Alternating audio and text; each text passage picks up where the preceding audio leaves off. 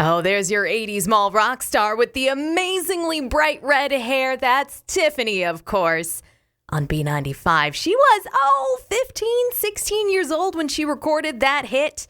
And she's all grown up now. She'll be coming by for a tour stop right here in DeKalb for Cornfest this Saturday night. She's actually here on the phone with me now. Hi, Tiffany. How are you? Hi. I can't wait to be out by you, rocking the stage. So all exciting things up and coming. I know, hitting the road, but you're living in Nashville, right? I am. I've been living here for about 8 years now. You grew up in California, though, correct? I did, yes. And so I've come to Nashville on and off in my life a lot, actually. I started coming here when I was 10, trying to get a record deal, singing country music, and it never happened. So, my family would take me back and forth a lot, and then I moved to Nashville in the early 90s, and I was here for a while, and then moved back to California, and now I'm back, and I'm not going anywhere. I love it here. So how do those two lifestyles compare? I mean, Nashville to California can be pretty different. Yeah, I mean, I live out in the country in outside of Nashville, and I love it. A lot of space. I have 8 dogs I take in rescue. So for me and my lifestyle and being out on the road so much and everything, it's nice to have it just be a little bit more earthy, slower paced, and I just have a good group of friends here. A lot of musicians surrounded me, surrounded with me, and I love working here. Now, before we launch into talk about your new album, I have to talk about your history with malls. Now, your mall tour in the 80s was really successful, but I'm going to admit, for those born post the 1980s, when you say pop star and mall, the association might be Robin Sparkles, the character that Colby Smulders played on How I Met Your Mother.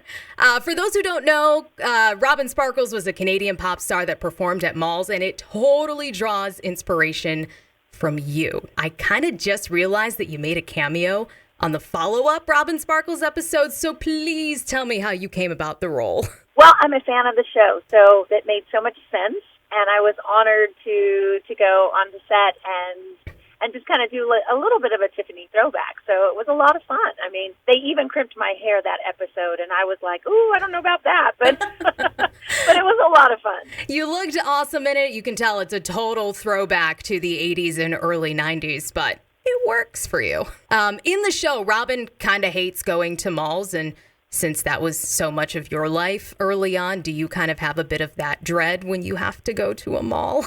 No, now we don't have that in common, and I just don't understand that.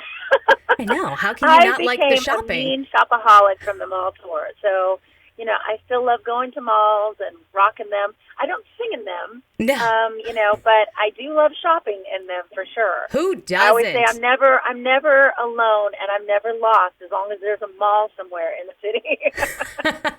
Now, you've done a lot of other TV stuff throughout the years, whether it be with Sci-Fi or some Food Network stuff. But I also came across a video of you kind of in the early 80s where you did some stuff on Star Search. You came in like second place, right? I was like 12 years old when I did Star Search, and it was like my first big TV show where I learned so much about myself. I didn't win, but I learned that you got to work an audience. I don't think I really had stage presence yet. That's kind of experience, I mean, I mentor a lot of people, young artists here in Nashville, and I always tell them, just sing. Just get up and sing. It doesn't matter if it's in church or a small audience or a barbecue or wherever, every time you get up there, you're going to learn something more about yourself and about your voice and how to work a crowd, and that's going to make you a better performer. Yeah, that's awesome advice, and especially so that you learned it at the young age of, you said 12, right? I started singing professional when I was 9, believe it or not. So, I just wanted to sing. It did happen at 14. I was really shocked myself. I was like, oh my goodness, it's really happening. My dream comes true. So I'm very grateful. I've been doing it now 30 years, and I still have that attitude. I'm really grateful just to be doing music that I love. Now, if you were to do one of the singing competition shows today, which one do you think you would do? Oh, I probably would do The Voice. Me too. Because I love the mentoring, again, aspect of it. I think it's really cool and much needed, because a lot of people have the talent, but they just don't, they need to refine themselves a little bit. what team would you be on? Oh, I don't know. Now, that's a hard one. I've done a couple of different genres of music throughout my career, and that was all a choice. I mean, I love working with different producers, and I kind of just work with my fans and hear their thoughts a little bit. So I've done some dance music.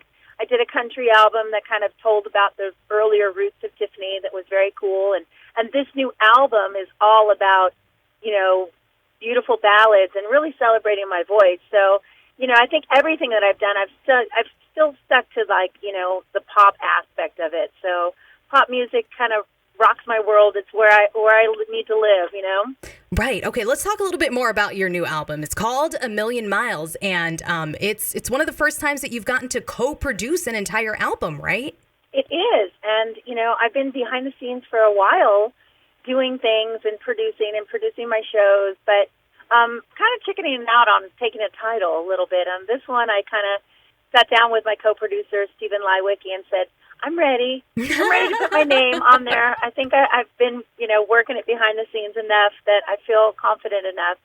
And I loved, working on this album. I mean, once it was done, I literally had like a bit of a tear, I was like, oh, that's it, we're done. So, we started working on the production of the show, which we've been working with the songs and kind of doing some unexpected things with them. I mean, the album's amazing, and I'm very proud of it, but, I wanted to do some different things on the show, and also I'm blending 28 years worth of music, obviously the hits, which I still love to sing, and then some gems that have been with me throughout the years that were highlights of a lot of the albums that I've recorded, and blend it with the new music.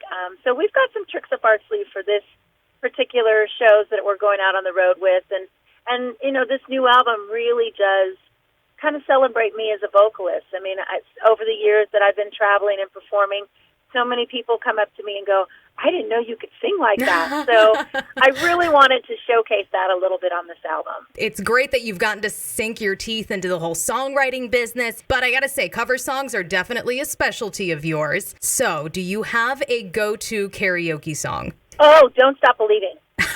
Journey, That's for my sure. karaoke song, yeah. That one or Sweet Child of Mine. Actually, I do it in my live show, my full band show, and we do a lot of 80s retro kind of stuff, and of course, that's a lot of fun for me. So, but we throw out Sweet Child of Mine, and people just don't expect me to sing in it. That's great. Big vocals. You can really just kind of wail on those songs.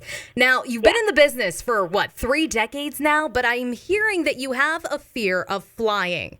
How have you survived? Got back from England, so I think the key for me is to get as close as possible on land and then fly as little as possible.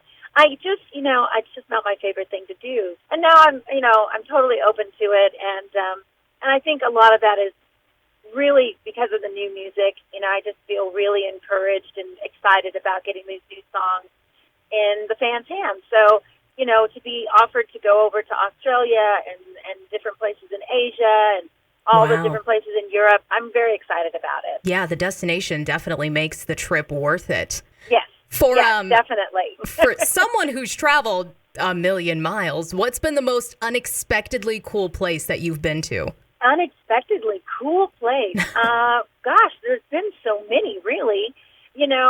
Everywhere I go, I try to go to where the locals would hang out. Yeah. And I love that. I don't want to just stay at the hotel, and I just don't want to go to all the fancy pants restaurants. I want to go to the local cool place or the market and walk around, or even the flea market. I want to do what's the cool place to do. So I really do try to have a day if possible, or even half of a day to just kind of check it out. One of my favorite places is Singapore. I just love it there. Wow. So, whenever I'm there, I really do try to take some time and just walk around. And it's one of the only places that I'll actually eat off of the street vendors. The food is amazing. But usually I don't do that. But it's been amazing. I haven't had any problems. Okay, now let's talk about the food. You're going to be coming to DeKalb during Cornfest. So how do you like to eat your corn? With just butter, maybe some cheese, salt, sugar, mayo, just plain old corn on the cob? plain old corn on the cob will always do me. I love that. I grew up with that. But I actually also like to put like a little bit of a spicy chili sauce on it. Yeah. And that is really, really, really good. Either way, I'm a happy girl. Corn is corn. You really can't go wrong with it, and you're going to be surrounded by it very, very shortly here.